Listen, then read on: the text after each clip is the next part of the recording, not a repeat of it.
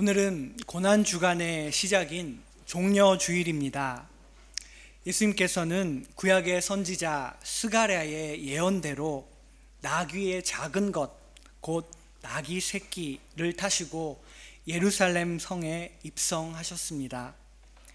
이때 예루살렘에 있던 무리들은 겉옷을 길에 펴고 그리고 나뭇가지를 베어서 길에 깔았습니다. 이 나뭇가지가 종려나무라고 불리는 나무가지였습니다. 요한복음 12장 13절에 보면은 이렇게 기록되어 있습니다. 종려나무 가지를 가지고 맞으러 나가. 즉 무리들이 이 종려나무 가지를 갖고 흔들고 또 길에 깔고 예수님을 맞이하였다라는 것입니다. 종려나무가지는 승리를 상징하는 식물이었습니다. 무리들은 예수님을 승리의 왕을 모시는 것처럼 영접했고 환호하면서 외쳤습니다. 호산나 찬송하리로다 이스라엘의 왕이시여. 호산나는 지금 구하소서라는 뜻으로 그들은 예수님을 그들이 기다려왔던 대망의 메시아로서 지금 구하소서 호산나라고 외치고 있다는 것을 알 수가 있습니다. 예수님께서는 지금 환호하는 이 무리들이 며칠 후에는 예수를 십자가에 못 박으라 라고 외치는 자들로 돌변할 것임을 알고 계셨습니다. 앞서 지난주와 그 전주에 봤듯이 예수님께서는 이 예루살렘에 올라간다는 것이 무엇을 의미하고 있었는지 이미 3번이나 제자들에게 예고하셨기 때문입니다. 그럼에도 불구하고 마치 그 고난을 모르는 것처럼 예수님께서 예루살렘에 이렇게 입성하신 이유는 제자들, 지금 환호하는 이 무리들, 그리고 유대의 종교 지도자들, 그리고 이방의 백성들까지 모든 인간의 죄의 대가인 그 쓴 잔을 마시기 위함이었습니다. 그리고 그 잔을 마심으로써 하나님의 뜻인 구원의 길을 이루고자 하신 것입니다. 우리는 종려주일을 맞이하여서 이런 예루살렘에 입성하시는 예수님의 그 심정을 다시 한번 헤아려 보기를 원합니다. 그리고 하나님의 독생자이시고 하늘 보좌에 계신 그 예수님께서 초라한 나귀, 어린 나귀를 타시고 입성하시는 모습을 통하여 메시아 예수님의 겸손한 모습 그리고 온유한 모습을 본받기를 소망합니다. 한국 교회의 전통에서 신앙생활을 해오신 분이라면 한국 기독교 초창기의 이야기를 아마 한 번쯤은 들어보셨을 것입니다. 그 당시 한국 교회 성도들은 가난하고 힘없이 살아갔지만 예수님밖에 몰랐고 그리고 예수님 한 분만으로 행복했습니다. 이 일본 땅에서 기류민으로 살아가던 이 동경교회 초창기의 믿음의 선배들도 오직 예수님 한 분만을 바라보며 이 이국 땅에서 겪어야 했던 모든 역경을 헤쳐 나갔습니다. 세상 사람들은 그런 예수님에 대한 뜨거운 열정을 가진 사람들을 보고 예수밖에 모르는 예수쟁이라고 불렀다고 합니다. 그러나 세월이 흐르면서 예수쟁이를 찾아보기 힘든 시대가 되었습니다. 우리는 예수쟁이가 왜 예수쟁이였는지를 이 종려주일의 아침 다시 한번 예수님의 십자가를 바라보며 묵상하길 원합니다. 그 이유는 예수님과 진정으로 만났기 때문입니다. 예수님이 그저 과거의 위인전의 인물 중에 하나가 아니라 누군가를 위해서 십자가에 달린 것이 아니라 나 때문에, 나의 죄 때문에 십자가에 달리셨다라는 것을 깨닫고 그 예수님과 만났을 때 삶의 전부가 예수님이 되었던 것입니다. 오늘 그 예수님의 십자가의 모습을 함께 바라보기를 원합니다. 오늘 함께 읽은 본문의 첫째 절인 35절에는 이렇게 기록되어 있습니다. 그들이 예수를 십자가에 못 박은 후에 예루살렘에 환호를 받으며 입성하셨던 예수님께서는 지금 십자가 위에 홀로 계십니다. 환호로 맞이했던 사람들은 이제 모두 등을 돌렸습니다.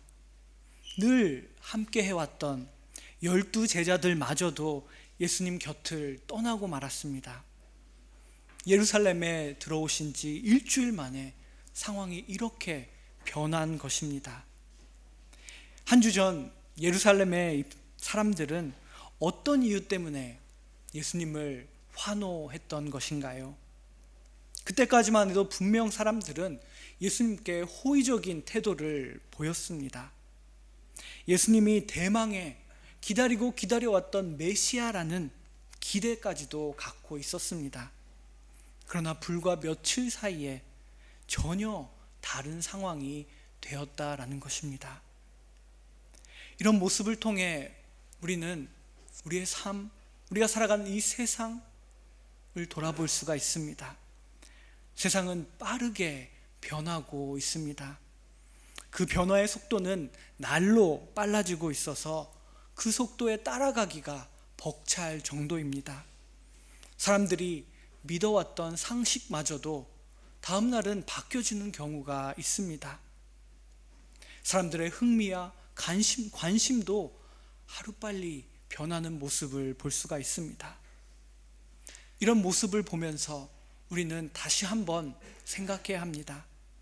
예수님을 향한 우리의 마음은 어떤지, 예수님을 향한 우리의 마음은 이렇게 쉽게 바뀌는 것이 아닌지 돌아봐야 한다라는 것입니다. 어떤 일이 있어도 우리는 예수님을 떠나서는 안 됩니다. 왜냐하면 이 세상의 지식이나 상식이나 사람들의 흥미와 관심은 바뀌지만 예수님 안에는 변함없는 진리가 있기 때문입니다. 그러나 안타깝게도 오늘 본문을 통하여 우리는 예루살렘의 사람들과 예수님의 제자들이 예수님의 곁을 떠나버렸다라는 것을 볼 수가 있습니다. 왜 그들은 예수님을 떠났을까요? 사람들의 생각, 제자들이 갖고 있었던 그 생각과 예수님 사이에는 눈에는 보이지 않았던 큰 갭이 있었습니다. 그 갭에 있어서는 우리가 앞서 봐왔듯이 12 제자도 예외가 아니었습니다. 사람들은 예수님이 로마의 지배로부터 이스라엘을 해방시키고 그리고 예수님께서는 장차 왕 위에 올라 이스라엘을 강대국으로 부흥시킬 그 모습을 기대하고 있었던 것입니다. 승리를 상징하는 종려나뭇가지를 흔들며 깔며 예수님을 맞이했던 사람들의 모습을 통하여 우리는 그들이 정치적, 군사적인 승리를 그들에게 가져다 줄 왕으로서의 메시아를 기대하고 있었다라는 사실을 알 수가 있습니다. 지난 주일에 함께 봤듯이 제자들은 왕 위에 예수님께서 올리셨을 때 측근이 되어 떵떵거리고 권력을 행사한 그 날을 꿈꾸고 있었습니다. 그래서 서로 조금이라도 더 높은 자리에 오르려고 번번이 다투기도 했습니다. 제자들과 그리고 예루살렘에서 예수님을 환영했던 그 사람들은 순서를 잘 못 지키고 있습니다. 그 순서는 꿈과 비전을 품는 순서입니다. 제자들과 사람들은 예수님으로부터 하늘에서 하나님께서 주시는 그 꿈과 비전을 품고 기대를 가졌던 것이 아니라 스스로가 원하는, 생각하는 꿈과 비전을 먼저 갖고 있었고 그리고 그것을 이루기 위하여 예수님을 이용하려고, 예수님은 자신들의 꿈을 이루어주는 존재다라고 생각하고 있었습니다. 내가 아는 예수님은 이런 분이시다. 나는 이런 예수님이 좋다. 그러니까 나는 따라가는 거다. 그들은 이런 기대를 품고 환호했었습니다. 그러나 그들의 기대가 점점 다르다라는 사실을 알게 되었습니다. 예수님께서는 예루살렘에 입성하신 후에 권력 가진 자들에게 붙잡히고 말았습니다. 그때의 예수님은 이전에 보이셨던 이적이나 표적을 보이시지 않으시고 어떤 반론도 어떤 반격도 하지 않으셨습니다. 그저 가만히 잡혀 있으셨습니다. 그 모습은 그들이 그려왔던, 그들이 색칠해왔던 예수님의 모습과는 너무나 다른 모습이었습니다.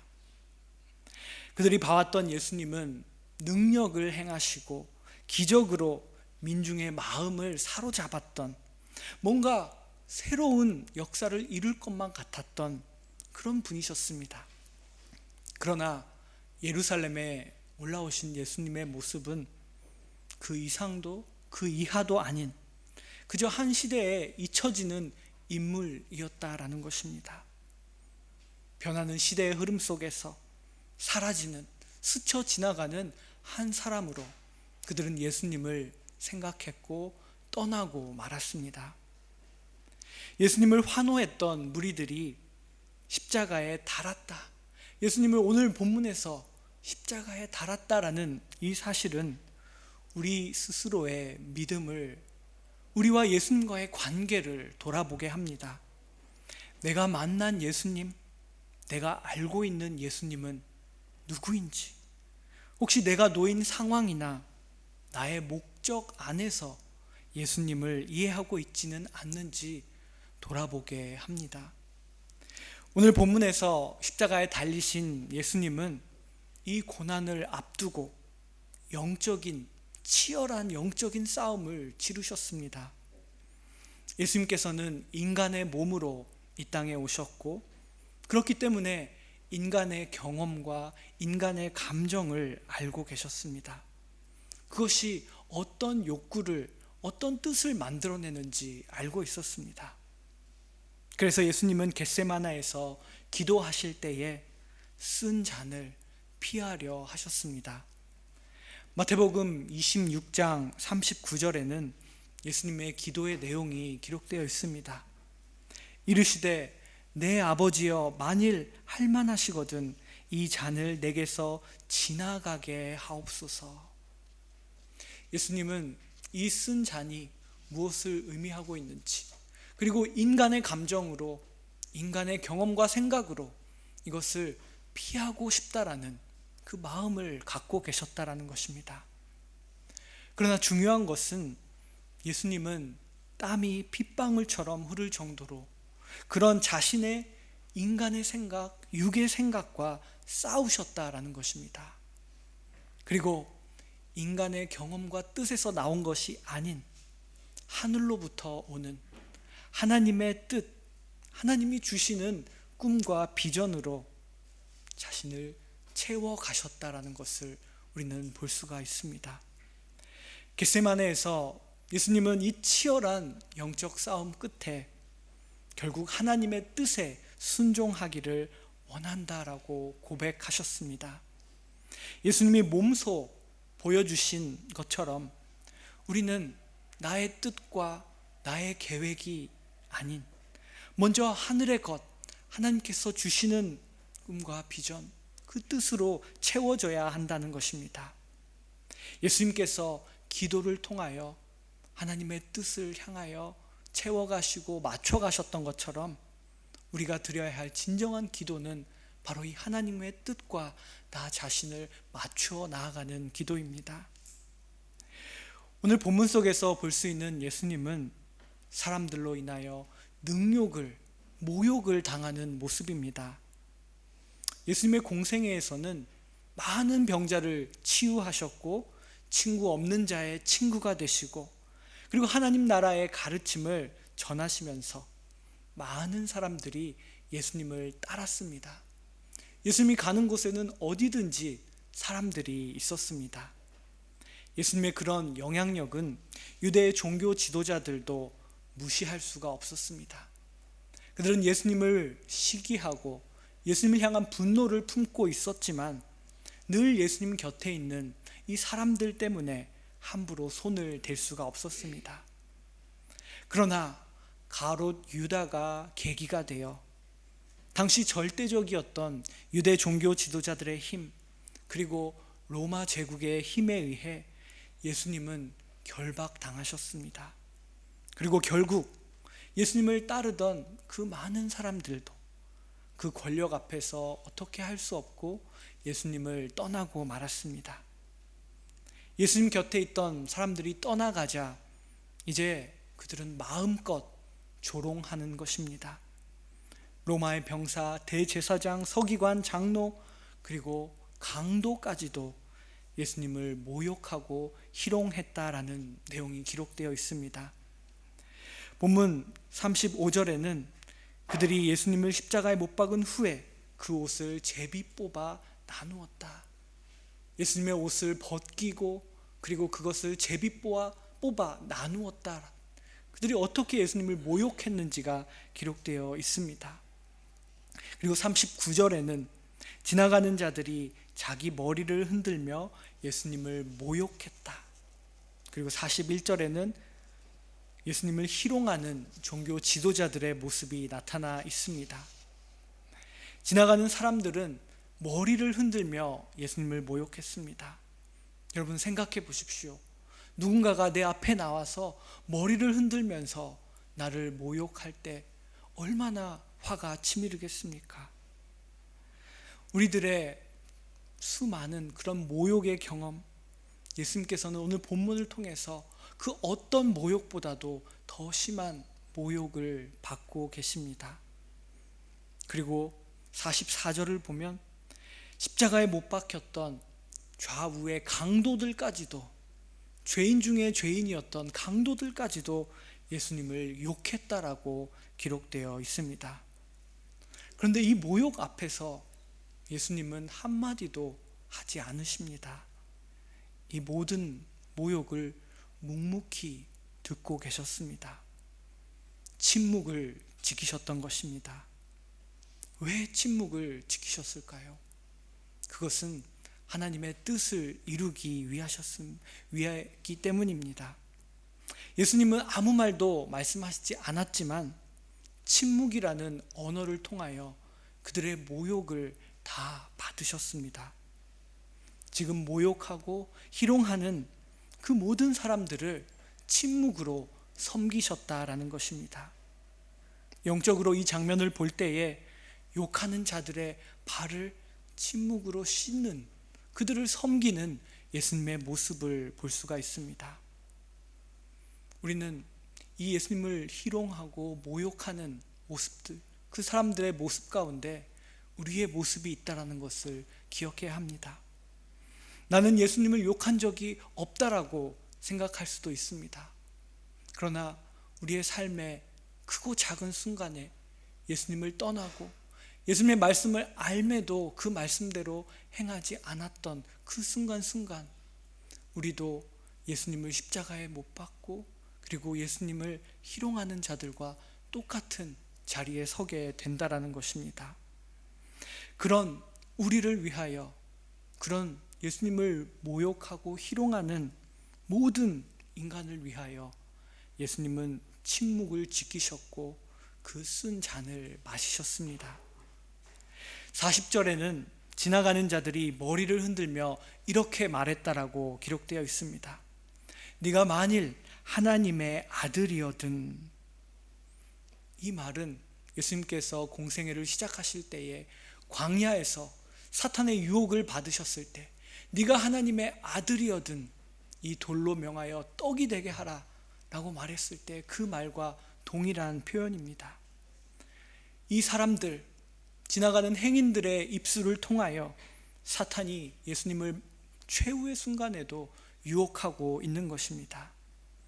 사탄의 유혹은 광야에서 끝난 것이 아니라 예수님의 공생애의 마지막 순간까지 그 유혹이 계속되었다라는 것을 알 수가 있습니다. 예수님은 하나님의 아들, 하나님과 누구보다도 가까이에서 늘 기도하며 교제하셨던 분이셨기 때문에 특히 이 십자가가 고통스러우셨습니다. 하나님과 완벽하게 단절된다라는 것이 이 십자가, 이 쓴 잔이 의미하고 있는 것이었기 때문입니다. 사탄도 그 사실을 잘 알고 있었습니다. 그래서 예수님을 끝까지 유혹하는 것입니다. 예수님은 하나님과의 단절이 얼마나 고통스러운지 마태복음이 전하는 십자가에서의 예수님의 유일한 한마디를 통해서 전하고 있습니다. 우리가 읽지는 않았지만 46절에는 예수님의 말씀이 기록되어 있습니다. 엘리 엘리 라마 사박다니, 나의 하나님 나의 하나님 어찌하여 나를 버리셨나이까. 예수님께서는 하나님으로부터 버림받는 그 쓴 잔을 마셨다라는 것입니다.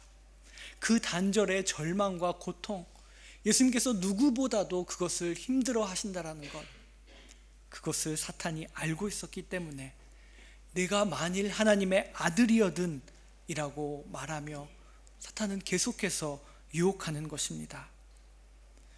우리 또한 종종 이런 시험에 들 때가 있습니다. 하나님의 아들이신 예수님께 기도하고 있는데 왜 그 예수님의 이름으로 기도하는 나를, 그 기도를 들어주시지 않는 것일까? 나는 왜 이렇게 힘든 것일까? 지금 바로 내 기도를 들어주시면 내 믿음이 더 굳세게 될 수 있을 텐데, 이러한 생각을 할 때가 종종 있습니다. 제사장들과 서기관들, 장로들은 이렇게 오늘 본문 속에서 말합니다. 42절 말씀입니다. 지금 십자가에서 내려오라. 그리하면 우리가 믿겠노라. 이 말은 단순히 예수님을 조롱하기 위한 말이라고도 볼 수 있지만 더 깊게 이 말씀을 묵상하고 생각해 보면 우리의 믿음이 어디서 오는지, 우리의 믿음을 돌아보게 하는 말씀이 될 수 있습니다.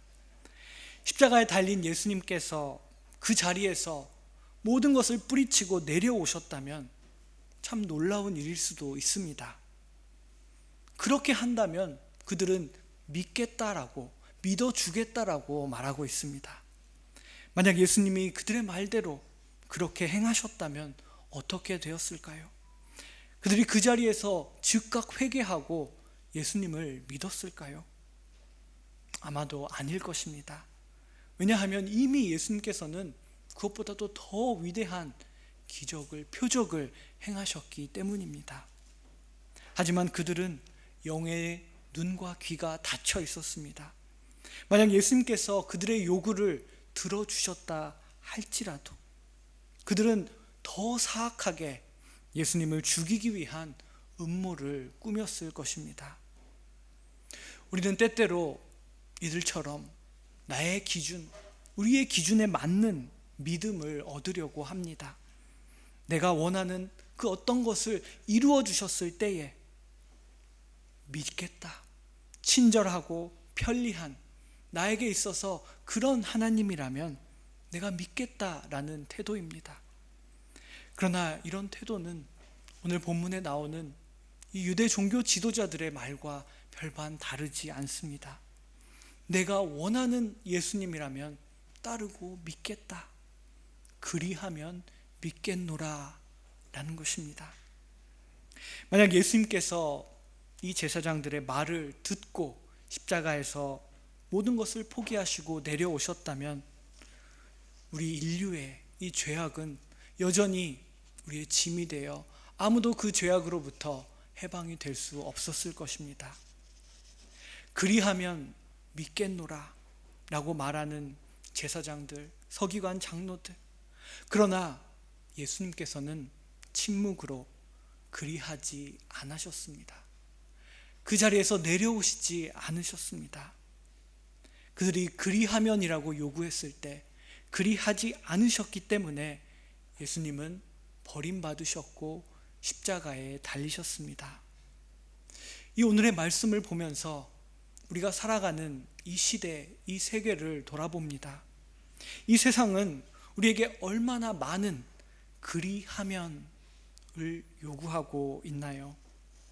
그리고 얼마나 많은 사람들을 그리하지 않는다는 이유로 잘라버리고 짓밟고 있는지 오늘 말씀을 통하여 우리는 생각해 볼 수 있습니다. 그러나 예수님은 그들의 요구에 따르지 않고 그리하지 않음으로써, 즉 십자가를 포기하지 않고 끝까지 그곳에 계심으로써 하나님의 뜻을 이루셨습니다. 우리의 믿음은 어디에서 옵니까? 우리의 기준이 결코 아니라는 것입니다. 이렇게 해주시면, 그리하면 우리의 믿음을 얻게 될 수 있는 것이 아니다라는 것을 우리는 알 수 있습니다. 우리의 믿음은 예수 그리스도와의 진정한 만남 속에 하나님께서 주시는 은혜로 주어지는 것입니다.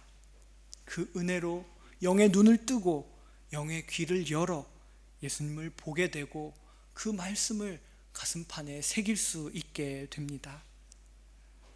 오늘 종려주일 이 아침, 고난주간을 시작하는 이 아침, 십자가에 달리신 이 예수님의 모습, 있는 그대로의 그리하지 않으시는 예수님의 모습을 통하여 예수님과 깊이 대화하는 그런 고난주간이 되기를 소망합니다.